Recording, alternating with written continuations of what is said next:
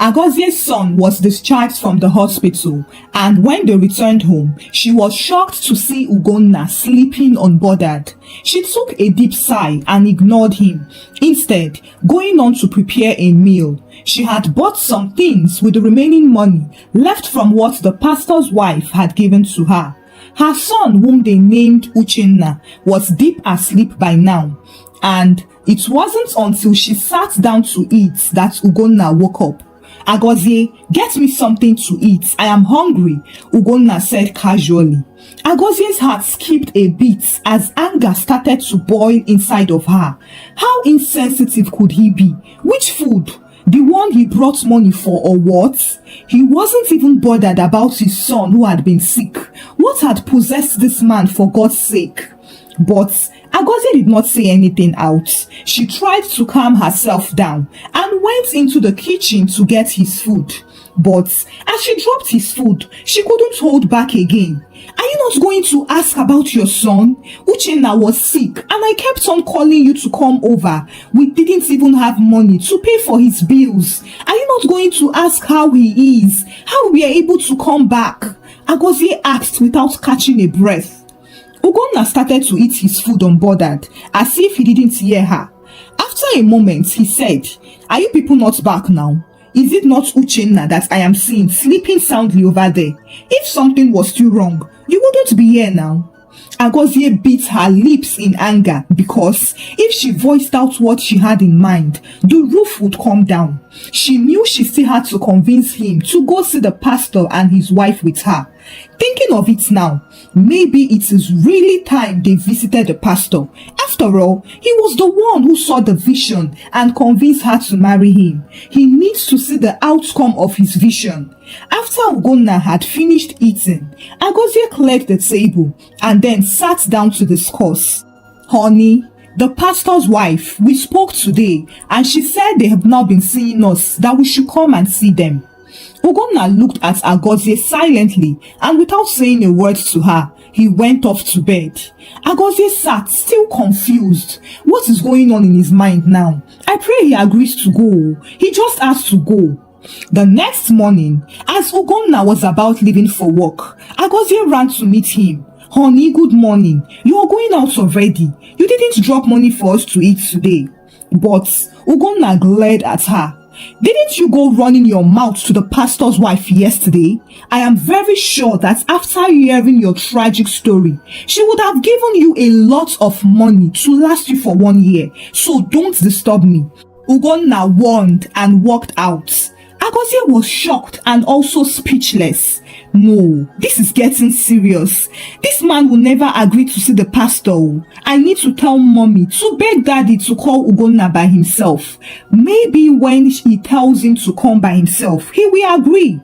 Just as expected, the pastor called Ugonna, and only then did he agree to go visit them. The following weekend, Ugonna and his family went over to meet the pastor. They were warmly welcomed, and then the real meeting began. "Brother Ugonna, there are some things that I want to tackle concerning your marriage. I believe that marriage is meant to be a blessing to both partners, even though there will be some challenges. But it is better when that challenge is from outside rather than within. That way, it is easier to tackle it as a team. I remember how everything started, and I know that God was at the center of it all. So, if there is any challenge you are facing, please let us know so we can know how to help you," the pastor said. But Ugonna kept a straight face and replied, "Thank you for your concern, sir, but there is no problem in our home. We are doing just fine."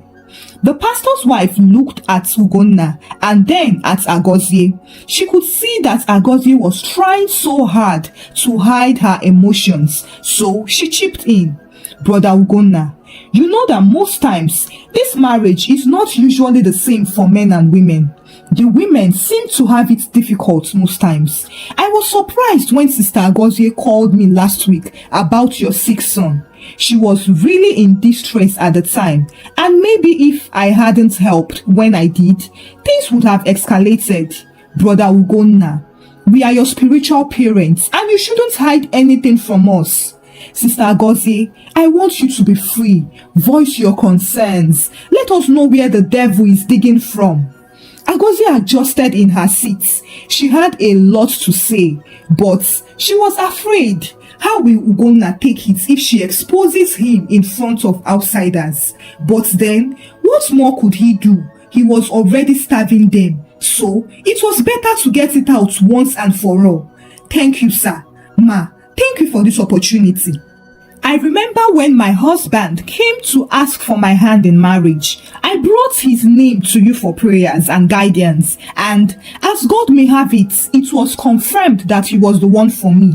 But sir, I am sorry to say, I don't think it was God that spoke. Agozie said and burst out into tears. I know there are challenges in marriage, but my own is far beyond that. It is as if the devil is at the center of this marriage. The way my husband changed overnight still makes me shocked up till now. He starved me even when I was pregnant. He doesn't care about me or this child. But you need to see him eating in my presence as if he's a king. He will give me 200 naira to cook. But then, he will go out and spend over 10,000 naira on food. Is that not wickedness? I am just enduring it because I know I went into this myself.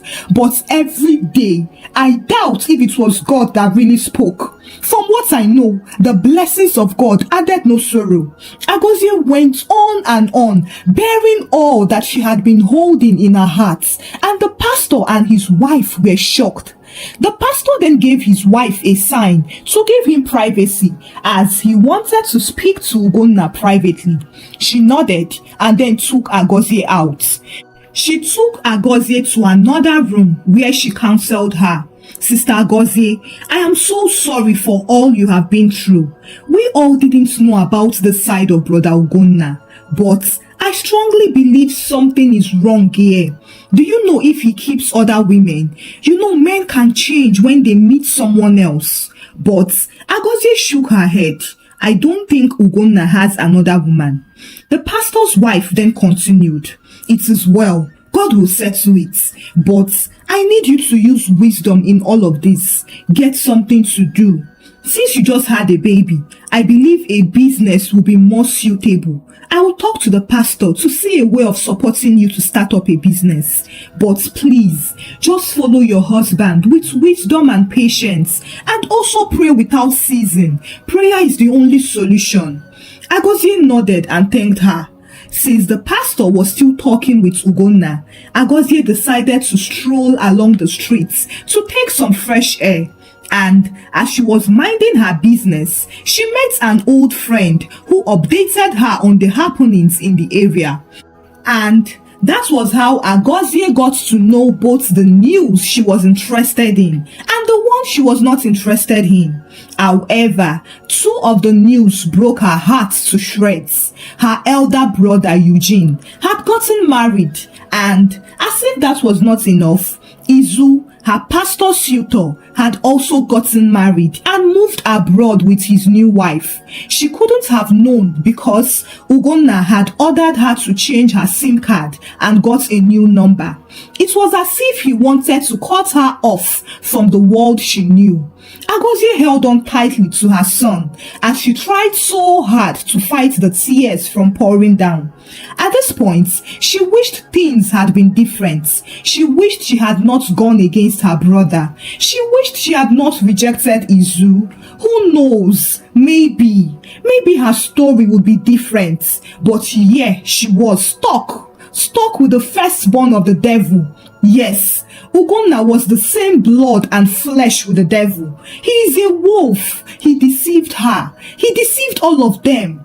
At that instant, a word came to Agozie's mind: divorce. And she immediately shouted, God forbid, I can't. No, God hates divorce. I don't want to go against God. Divorce is out of this option. I will fight this. Yes, that is what I will do. If this is the persecution I have to face in life, I will do it. I will fight to make this work.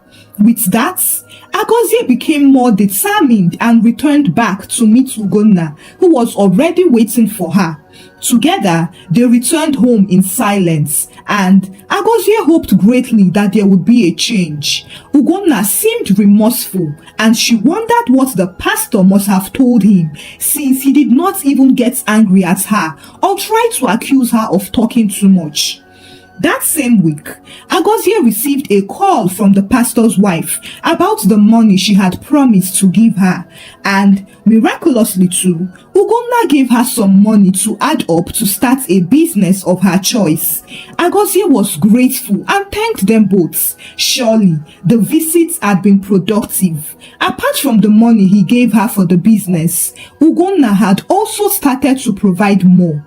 He would return home with foodstuffs and also give her a reasonable amount of money to cook with. It did not take long before Agozie started the business, and for the moment, it seemed as though life was going on well for her. Business was going on well, and Ugonna was still providing for them. Her son was already 6 months old now and was growing well too. But then, Agozie began to notice a pattern again. For some days, Ugonna had not said a word to her, and neither would he drop off money for her. What he normally does was to remain in bed, obviously pretending to be asleep, until Agozie goes out for business. That way, she wouldn't be able to ask him for money.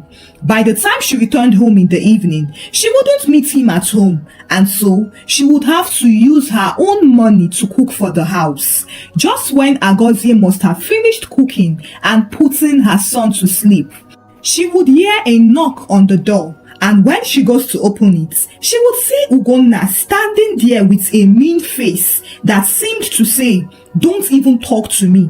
Of course, she would also give him dinner with enough meat as the man of the house.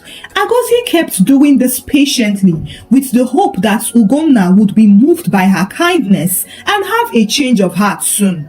But it seemed Ugonna was sold out for bad. In the midst of these things, Agozie soon found out that she was pregnant again. The news sent chills down her spine as she remembered what she went through the last time she was pregnant. When she told Mama Chi about the pregnancy, Mama Chi was very angry at her.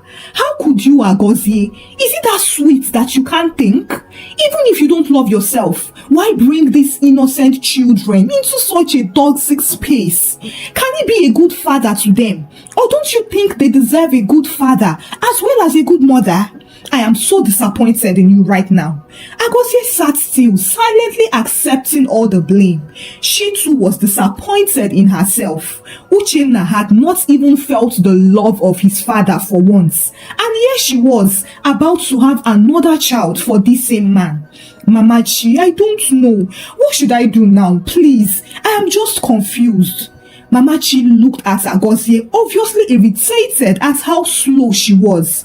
But then, she understood that not everyone was wise in this world, and that was why these monsters kept on having lots of victims. "See, Agozie, the deed has been done. You are lucky that you have a business now, so this pregnancy won't really be like the previous one. But for your information, let this not repeat itself. Immediately you put to bed, make sure you go for a very strong birth control method. Or did your pastor preach against that too?" Agozie shook her head shamefully. "I have been meaning to ask yourself, what is your plan about this whole thing? I mean your long-term plan, because from the look of things, this your husband is gone. I can assure you that this is who he is. He can't change. Have you considered an escape plan? You are still young, so it is not too late to pick up your life again. And that your pastor friend, have you heard from him again?" Mama Chi asked curiously. Agozie sighed sadly. "You mean Izu? I heard he is married and has left the country with his wife." Mama Chi shouted in shock. "Eh? Are you serious? Chai! Oh, just imagine. See what you have lost. You were supposed to be in that position, but no, you chose an ugly monster. Now look at your life. Chai! This one really pained me, oh. So that fine man is now married. Anyway, in life, some people miss their destiny, but one mistake in life does not end one's life. That is why you need to act now. What is your escape plan?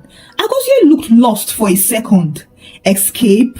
Do you mean divorce? God forbid. I will never. Mamachi, please. My faith is against that. Mamachi looked at Agozie unbelievably. Your faith? You still talk about faith? Do you really have a faith? That same faith that landed you in the lion's den. That is the same faith you're talking about, right? Chai, if you were my daughter, I would have used rope to drag you out of that man's house. Did he use juju on you? Who told you that marriage is do or die? You want to kill yourself? Oh, because he hasn't started beating you. For someone with his kind of heart, how long will it take before he starts to beat you?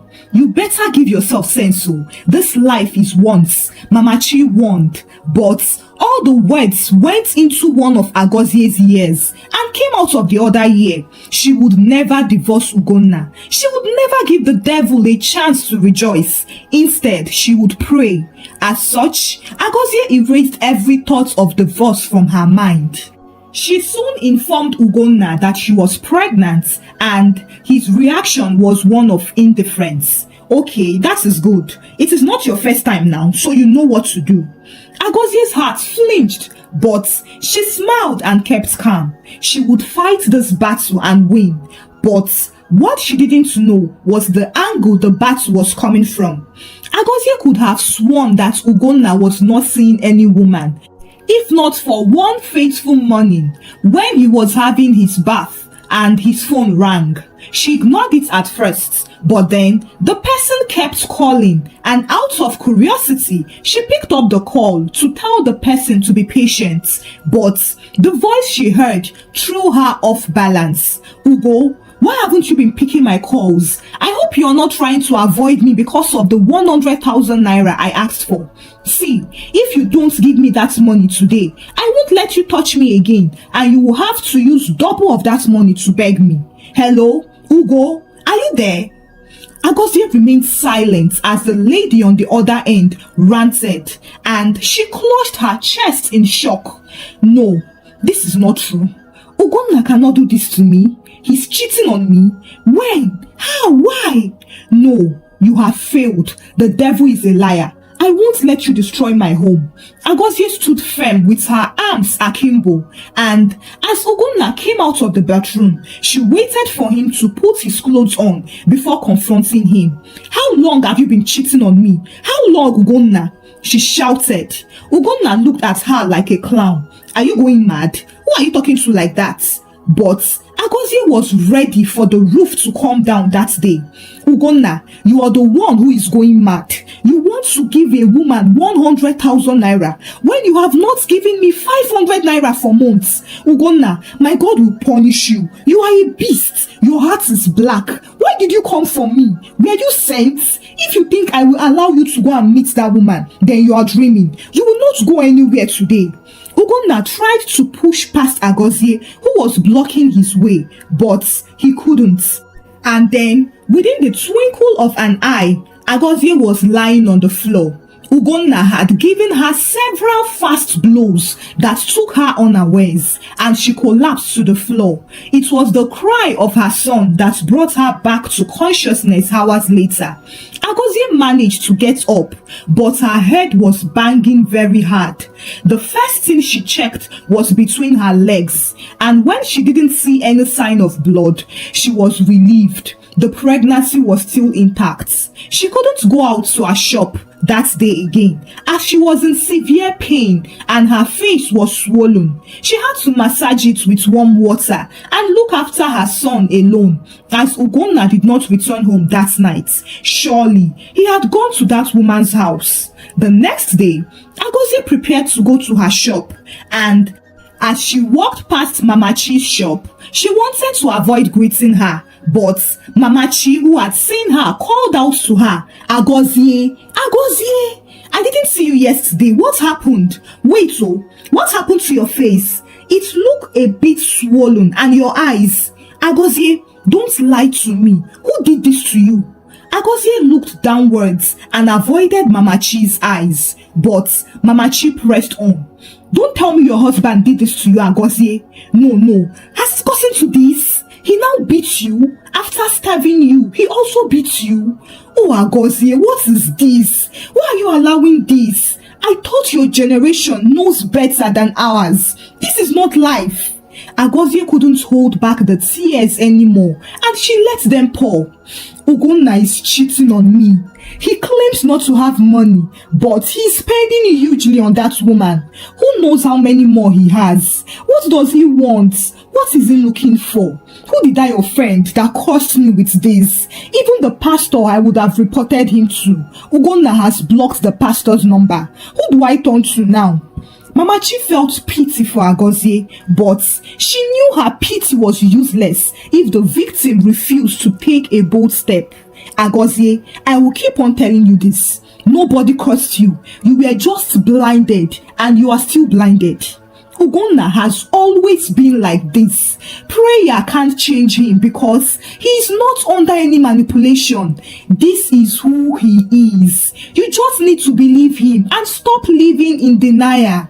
Only him can decide to change. And from what I am seeing here, he will never change because he enjoys playing the devil.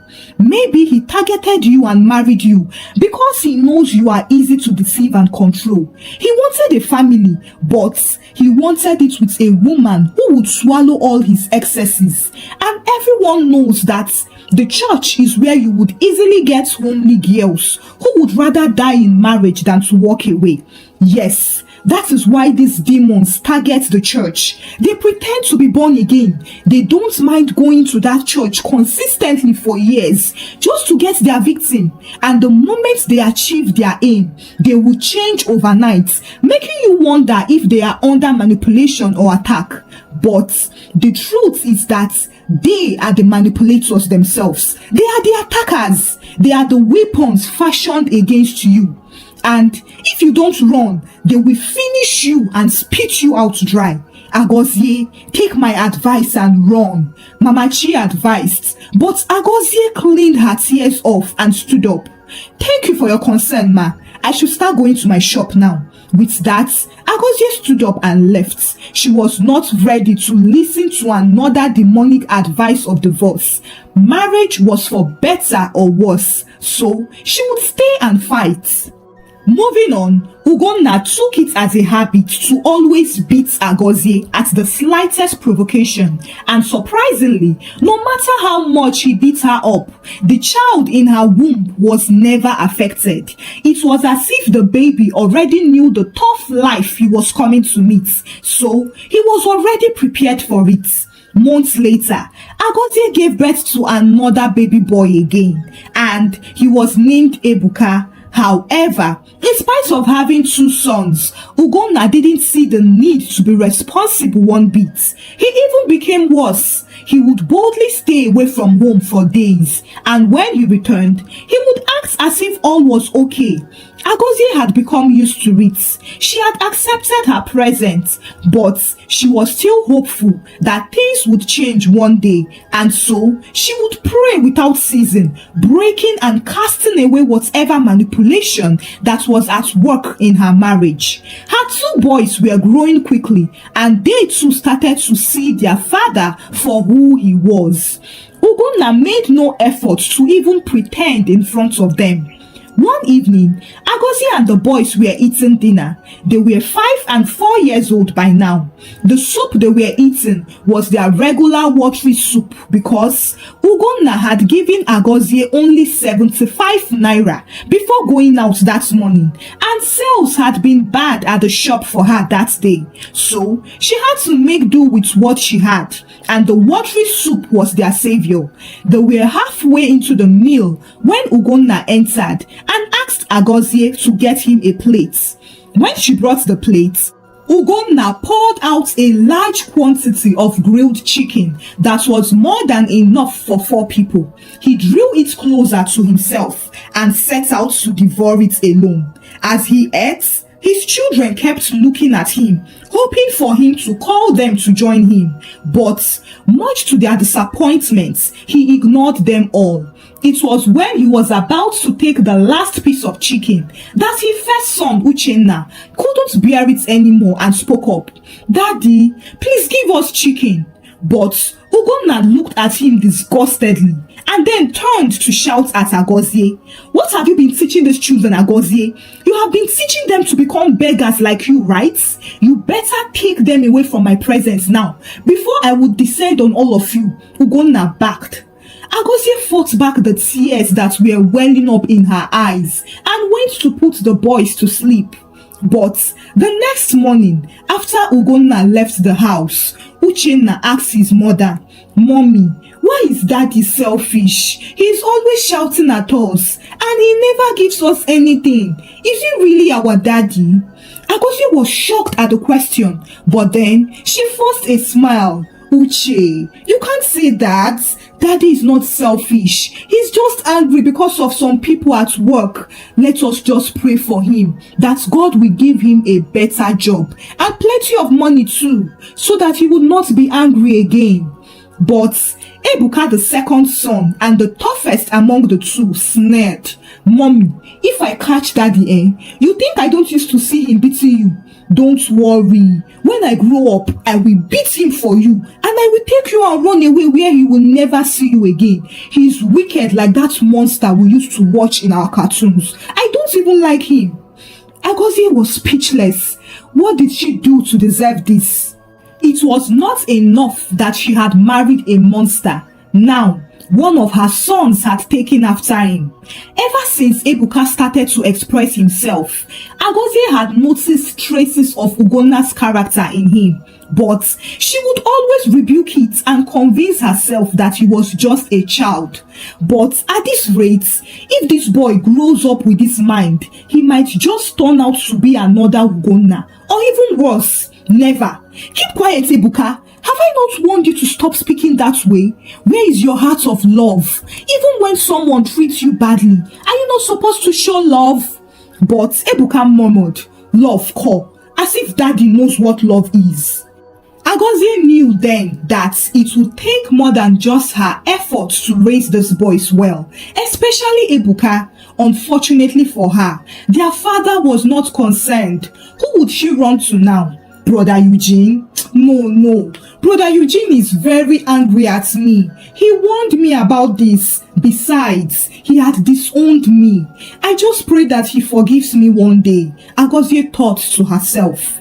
One weekend, Ugonna returned home early and informed Agozie that he would be going to another state for a contract he got. Agozie was surprised. "Really? That is good news. How long will you be gone for?" she asked. And Ugonna told her that it would be for a very long time, maybe for a month or so, since the job was a huge one. Agozie was not comfortable about it, but she wished him well and begged him to be checking up on them from time to time.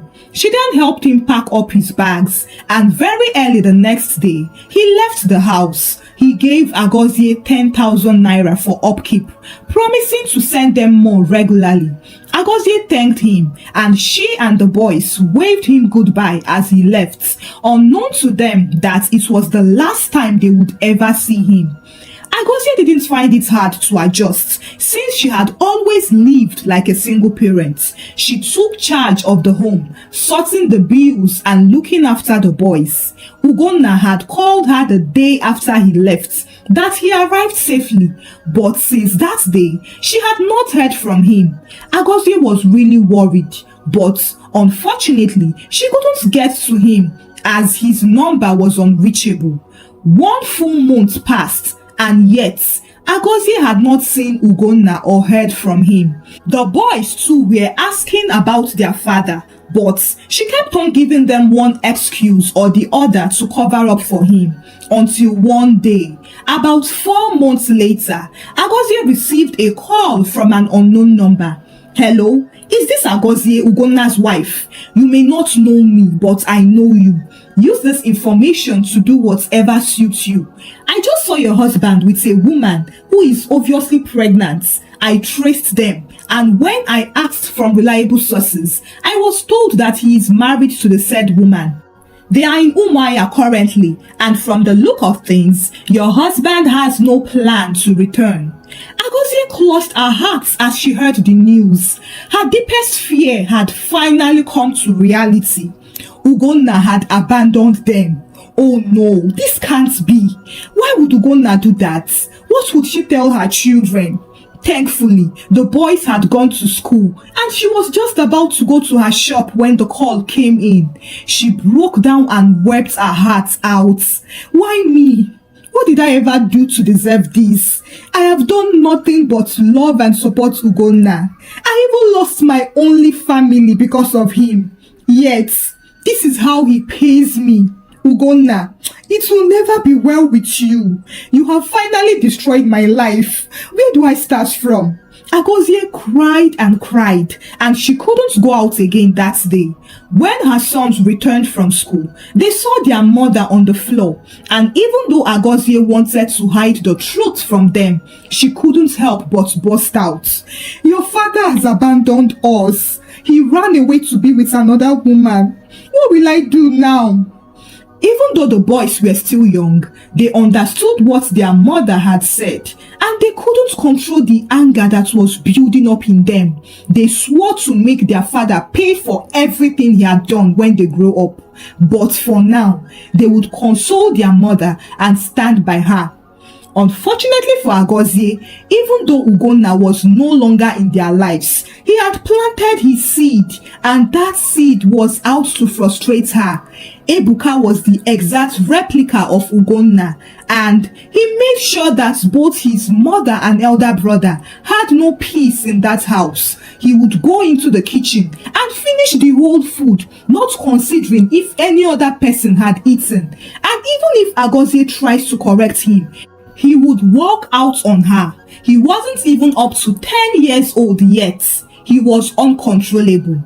Agozie was tired at this point and didn't know what to do. She confided in Mama Chi, who gave her the only solution she felt would be effective. Agozie, haven't you suffered enough? You claim to be a Christian, but you pretend to not know about the story of the prodigal son. Go back to your brother. He's the only one that can help you. Beg him. Ask for his forgiveness. I believe he will accept you back. Stop holding back. You need a man to help you look after these boys so that you don't bite your fingers in old age. You have lost out in marriage. Do you also want to lose out in motherhood? These boys are your future. The earlier you act, the better for you. That night, Agozie pondered on what Mama Chi told her. Ever since she left years ago, she had always thought about her brother. She had hoped and prayed that maybe one day he would no longer be angry with her. Maybe he would forgive her, but she had never summoned the courage to go meet him. Maybe it was time. Maybe she needed to face her fears. Determined to salvage the remaining life she had, Agozie set out to go to Ikeja with her sons to locate her brother. When they arrived at the house she knew, she was disappointed when one of the neighbors told her that he had moved out years ago. Fortunately for her, someone who knew where he moved to gave her the address. She immediately located the place, and much to her shock, it was a really big house, obviously owned by her brother. At that moment, she felt like weeping. She had been living like a hopeless pig when her brother was in paradise. She took a deep breath and then knocked on the gate with her sons. The gateman opened the gates, and after they introduced themselves, he let them in. Agozie stood in the luxurious sitting room, looking lost and obviously in disbelief. She looked at herself from head to toe, and she was ashamed. She didn't fit in at all. She was still in her 30s, but she looked like one who was in her 50s, as the troubles of life had made her age faster. When Eugene came out, he was shocked to see his sister standing in front of him after so many years. Agozie did not even wait for him to say anything. She quickly fell to her knees and began to cry and beg for his forgiveness, expressing how much regret she had and how she deserved all the hell she had been through.